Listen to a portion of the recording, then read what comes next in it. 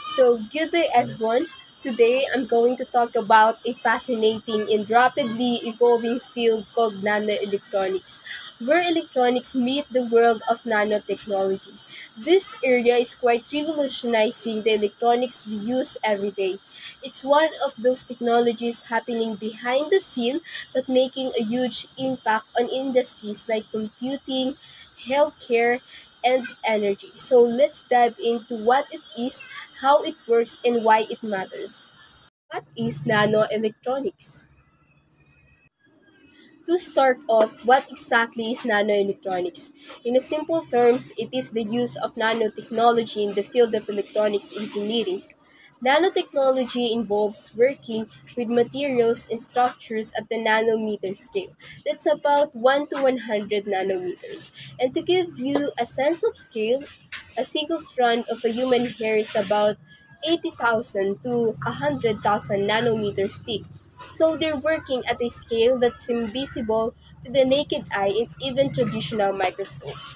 So at this size, materials behave differently. They can become more conductive, stronger, or more chemically reactive. Nanoelectronics focus on designing and manufacturing electronic components like transistors, sensors, and memory chips at this incredibly small scale. Why do we do this? Because smaller components mean we can build faster, lighter, and more energy efficient than ever before. Imagine a tiny transistors the size of molecules that can switch on and off billions of times per second. That's the kind of potential nanoelectronics offers. Chemistry behind nanoelectronics. Now, you might be wondering, is this all just physics and engineering? Surprisingly, no. Chemistry plays a big role in nanoelectronics. At the nanoscale, atoms and molecules behave differently. Their interaction, reactivity, and properties change in ways that can be both useful and challenging. Understanding and controlling these chemical behaviors is critical when you're dealing with devices only a few atoms thick. This is where chemistry steps in, helping design materials with exactly the properties we need. So, what does chemistry have to do with nanoelectronics? Well, let's find out. So, why chemistry is important in nanoelectronics?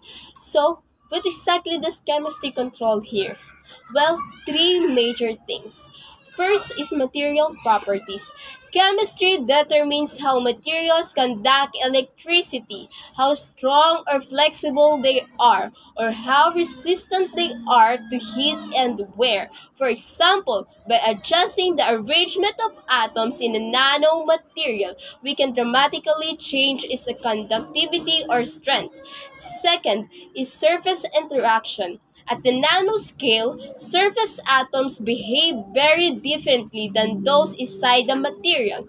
Chemistry controls how the surface interact, whether they repel water, absorb gases, or bond with other substances.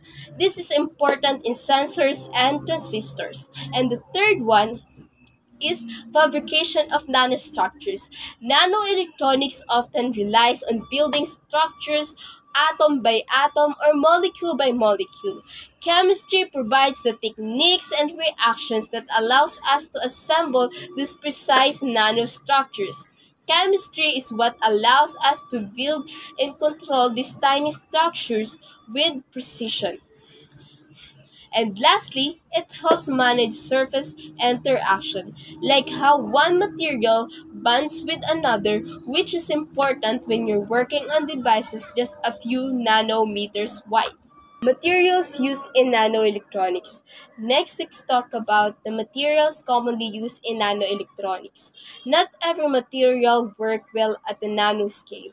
We need materials with special properties like high electrical conductivity, strength, and tunability.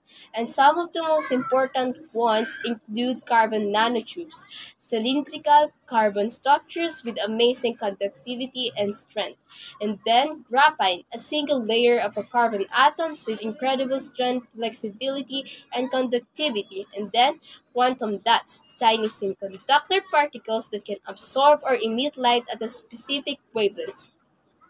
And then nanowires, extremely thin wires used to conduct electricity or light in a nanoscale devices.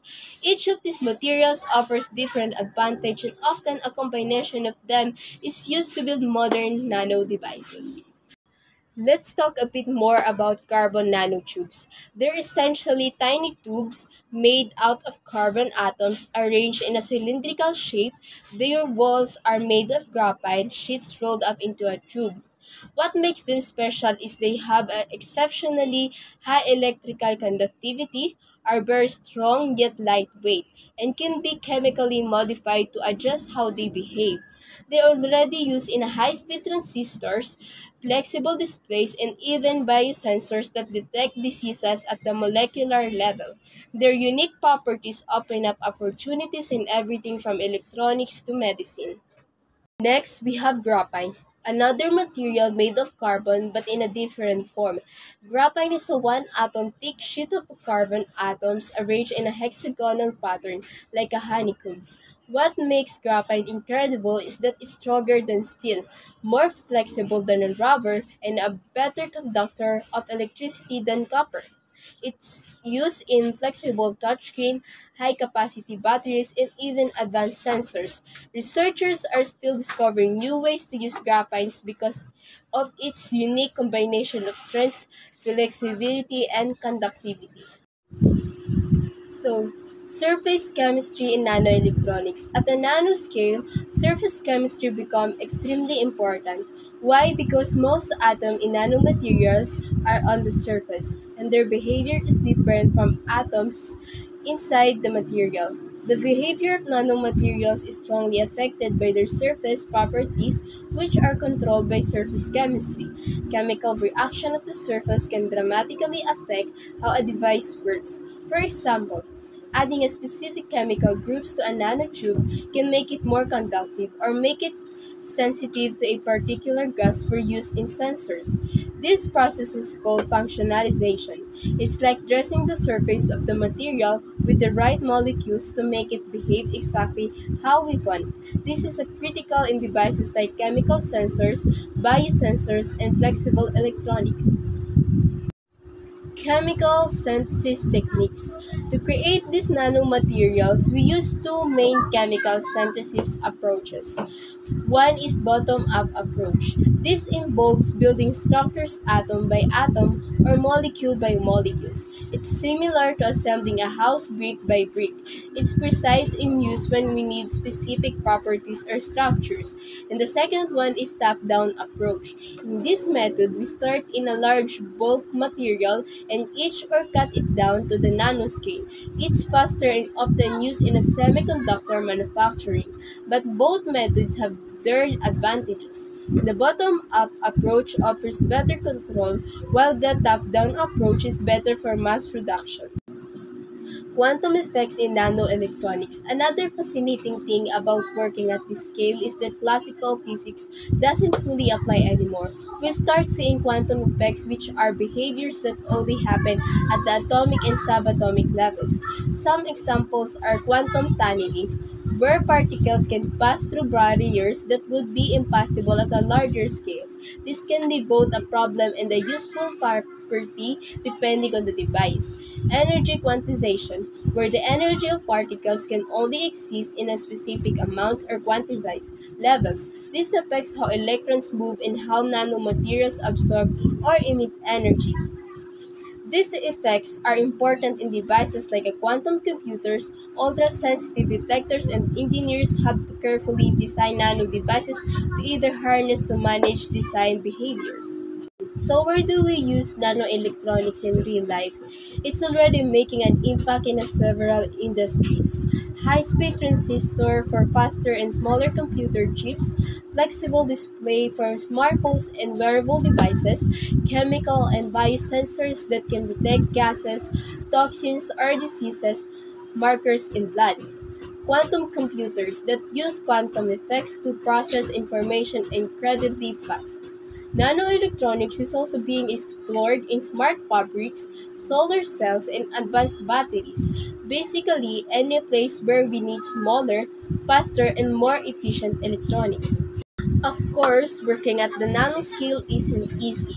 There are several major challenges. First is difficulty in precise control. Atoms and molecules are hard to manage individually. Even slight variation can cause defects. And the second one is stability issue. Nanomaterials can behave unpredictably over time, especially under heat or sunlight. Third one is scalability for mass production. It's one thing to make a few nano devices in the lab, mass producing them reliably and cheaply is much harder.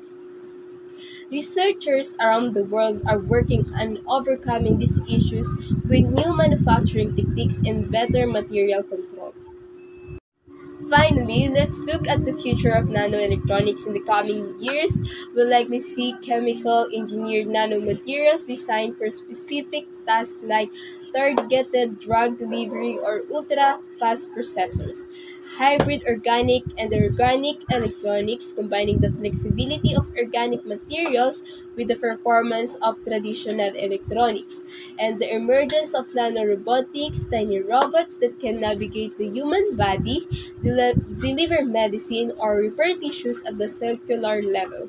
As research progresses, nanoelectronics will continue to revolutionize computing, healthcare, energy, and even space technology. Traditional electronics use components like transistors and wires that are small but not that small. They're built using materials like silicon, and you'll find them in things like older computers and TVs. Nanoelectronics, on the other hand, works on a much smaller scale. The nanometer scale, which is billionth of a meter, that's almost the size atoms. This let us build tiny, powerful, and energy-efficient devices, like the one inside smartphones, wearable health sensors, or even smart dust. With nanoelectronics, we also use new materials like carbon nanotubes or graphene, which have better properties than traditional materials. So imagine traditional electronics as building with Lego blocks. You can make cool stuff, but there's a limit to how small you can go.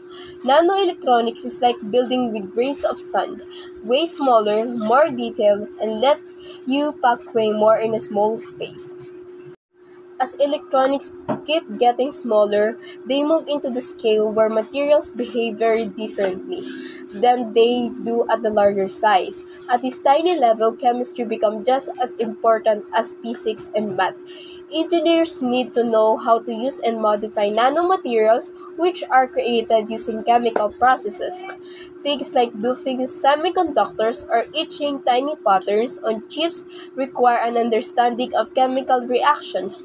Nanoscale devices often involve surface chemistry where the way atoms and molecules interact changes how the device works. Also, when engineers design chemical or biosensor, they have to understand how molecules interact with surface to produce signals. So, to create the future of electronics like wearable health monitors, nanorobots, or ultra-fast chips, engineers need to speak the language of chemistry.